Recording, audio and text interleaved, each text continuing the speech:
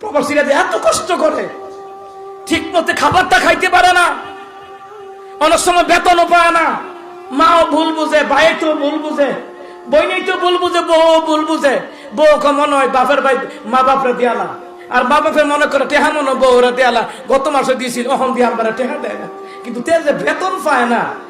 আমি নিজে দেখছি প্রবাসীদের দৃশ্যগুলো, আমি কেমনে বুঝাবো আপনাদেরকে? প্রবাসীরা এত কষ্ট করে পলিথিন কাগজের মধ্যে খাবার খায়, পলিথিন কাগজে উত্তপ্ত মরুভূমির বালির উপরে বসে বসে খায়। আমি এবং সোহেব আশরাফি গেলাম, ওরা তো আমাদেরকে দেখলেই চিনে, দৌড়াই আসে, হুজুর কেমন আছেন, একটা ঠান্ডা খান।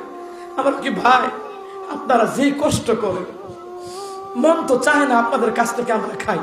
বলে হুজুর না খাইলে কষ্ট পাবো, একটা ঠান্ডা হইলে খান।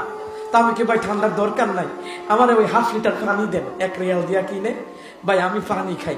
তবু ওইটা খাই না, হুজুর পানি খাইবেন, এটা খাইলে তো আমি খুশি হইতাম না, অন্য কিছু খান। আমি কি না ভাই, আপনারা যে কষ্ট করেন, যদি আপনাদের দেশের মা বোনেরা দেখতো, আমার দেশের মা বোনেরা দেখতো, তাহলে ওরা চিন্তা করতো, বলতো দেশ হয় রিক্সা চালাও, এত কষ্টের দরকার নাই।